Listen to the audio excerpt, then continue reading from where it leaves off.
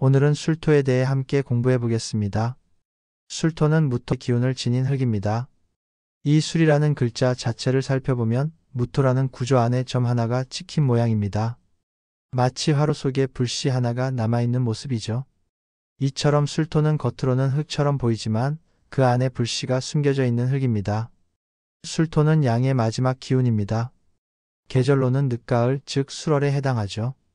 이 시기는 국화가 피고 서리가 내리는 상각 무렵이며 양기가 서서히 빠지고 음기가 들어오려는 시점입니다. 다시 말해 마무리의 기운과 동시에 다음 생명을 위한 씨앗이 준비되는 시기라고 볼 수 있습니다. 술토는 단순한 흙이 아닙니다. 이 흙은 모든 것을 품고 보존하며 마치 재 속의 불씨를 지켜주는 역할을 합니다. 이 불씨는 생명의 에너지이며 술토는 그 불씨를 꺼지지 않게 지켜주는 흙입니다. 그래서 종액이라는 표현도 사용합니다. 생명 에너지를 간직한 씨앗의 흙이죠. 또한 술토는 문화, 정신, 지혜를 보존하는 기능도 갖고 있어서 도서관, 학교, 종교시설, 문화재, 극장 등과도 상징적으로 연결됩니다. 그러니 술토를 단순한 흙이라기보다는 보존하고 갈무리하는 그릇 같은 존재로 보면 됩니다. 사주상에서 술토가 강하게 자리 잡고 있다면 책임감, 정리, 재정비, 마무리의 기운이 강하게 드러납니다.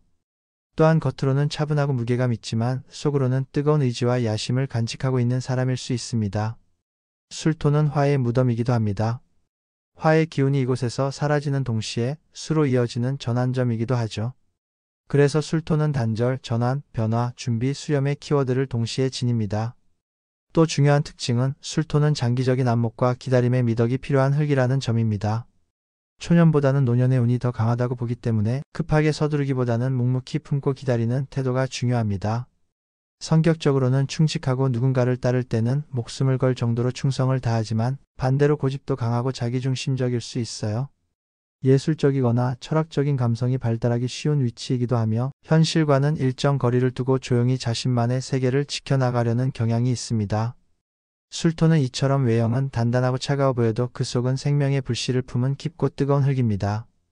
다음으로 술토와 12지지 간의 관계에 대해 설명드리겠습니다. 각 지지와 술토가 만나 어떤 작용을 하며 사주 원국과 행운에서 어떻게 해석되는지를 알아보겠습니다. 술월과 자수는 술토가 자수의 흐름을 막기 때문에 자수가 활동력을 잃고 고인 물처럼 됩니다. 술토는 소토의 작용이 없으면 수기를 흡수하지 못하므로 자월에 술토가 오면 수의 활동력이 저하됩니다. 이때 목으로 술토를 극하여 수의 통로를 확보하는 것이 중요합니다. 술월과 축토는 축수령으로 익숙한 환경의 변화로 나타나며 축중 개수가 강한 겨울의 기운을 믿고 술중 정화를 극하는 형상이 됩니다. 명이 습할 경우 정화가 상하여 생활 리듬이 깨질 수 있고 내부 장기의 문제나 정신계 이상이 발생할 수 있습니다. 여자에게는 부부 불화나 이별로 고독해질 수 있으나 사주의 기가 충실하면 권력을 장악하는 명예로운 인물로 성장할 수 있습니다.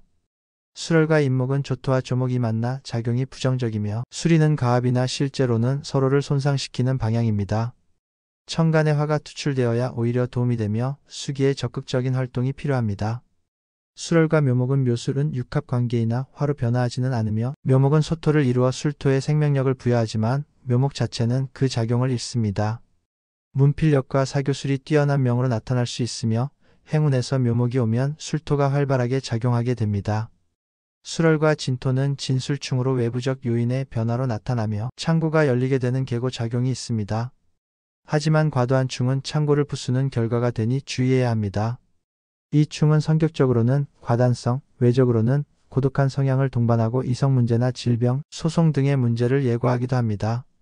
술월과 사화는 조열한 술토의 사화가 더해지면 더욱 조열해지고 수기가 부족하면 기문관살의 작용이 우려되며 불만과 갈등이 표출됩니다. 성격이 음험하고 고집이 강하며 돌발적인 성향이 드러납니다.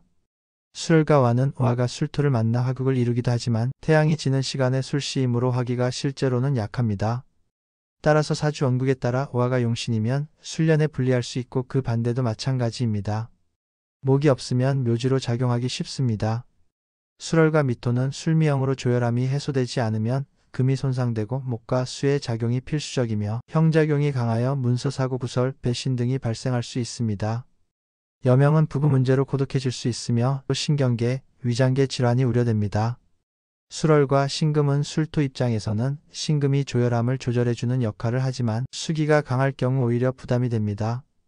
건조한 사주라면 신금의 작용으로 수기를 보존할 수 있습니다.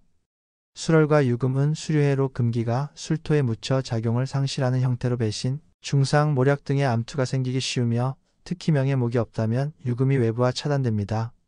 수기가 강하게 작용할 때 금의 활력이 유지됩니다. 술월과 술토는 같은 술토가 중복되면 수기가 더욱 약해지고 고립되기 쉬우며 타협이 어려워지고 정신적 업무에 종사할 가능성이 높아집니다. 행운에서는 수기가 상하지 않도록 주의해야 합니다. 술월과 해수는 술의 천문성이라 하여 독특한 정신세계에 속하며 현실 감각이 부족해지기 쉽습니다. 수기가 적당해야 술토의 작용에 도움이 되며 목의 작용이 있으면 피해를 줄일 수 있습니다. 이상으로 술토와 각 지지간의 관계에 대한 강의를 마칩니다. 감사합니다.